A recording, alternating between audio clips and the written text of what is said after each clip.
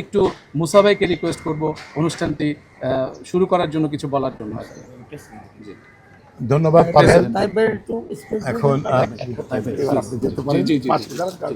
আসলে আমি প্রথমে ধন্যবাদ জানাবো বাংলাদেশ শিল্পী সমিতির নবনির্বাচিত প্রেসিডেন্ট সভাপতি জনাব শিবাসানু ভাই এবং জনাব সাধারণ সম্পাদক জয় চৌধুরী, আমাদের ভাইস প্রেসিডেন্ট ডিএ তায়েব ভাই এবং সানি ভাই এবং আরও যারা আছেন কার্যনির্বাহী পরিষদের কমিটিতে, তাদেরকে সবাইকে শুভেচ্ছা এবং স্বাগতম খলিলুল্লাহ খান ফাউন্ডেশনের পক্ষ থেকে।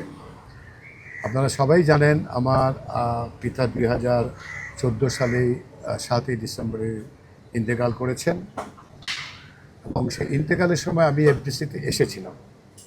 ওনার জানাজা হয়েছিলেন এফডিসিতে এবং উনি যখন মারা যান তারপরেই ওনার স্মৃতি আমরা পারিবারিকভাবে রক্ষার জন্য আমরা একটা ফাউন্ডেশন তৈরি করি। ফাউন্ডেশন উনি বেঁচে থাকা অবস্থায় ছিলেন, কিন্তু পরবর্তীতে এটা কার্যকারিতা আরও বেড়ে যায়।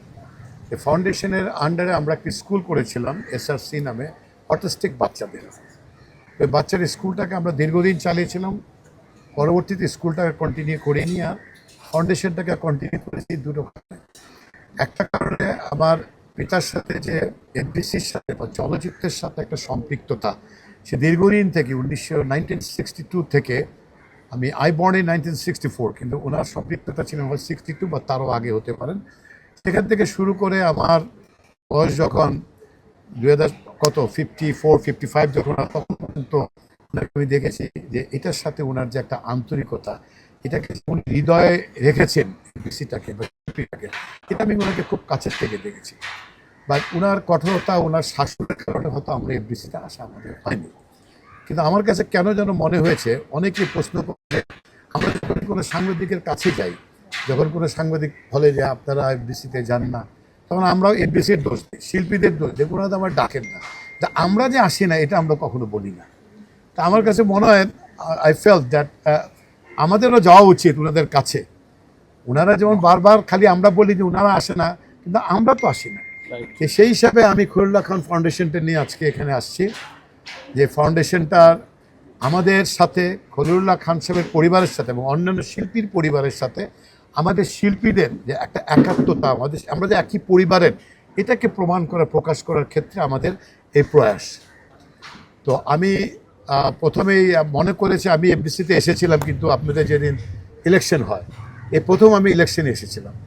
আসলে ইলেকশন দেখার সৌভাগ্যের আগে কখনোই আমার হয়নি, তবে পেপার পত্রিকাতে আমি দেখেছি আমার আব্বা একবার রহমান আঙ্কেলের সাথে ইলেকশন করেছিলেন, অ্যান্ড রহমান আঙ্কেল 48 ভোটটা পেয়েছিলেন, আমার আব্বা 53 ভোট পেয়েছিলেন।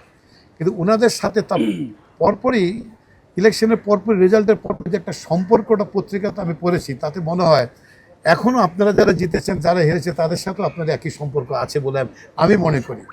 কারণ যেভাবে শিবা ভাইয়ের সাথে আমার কথা হয়েছে গত 3-4 বার, জয় ভাইয়ের সাথে কথা হয়েছে, সানি ভাইয়ের সাথে কথা হয়েছে, মানে আমার কাছে মনে হয় ওনারা আমাকে খুব অন্তরের অন্তঃস্থল থেকে নেবেন বলে আমি খুব অভয় থেকে আজকে এখানে এসেছি। আমি এত অভয় থেকে এসেছি যে না, আমি খলিল সাহেবের ছেলে, যে I will be honoured at least little bit being a son of Khalilullah Khan.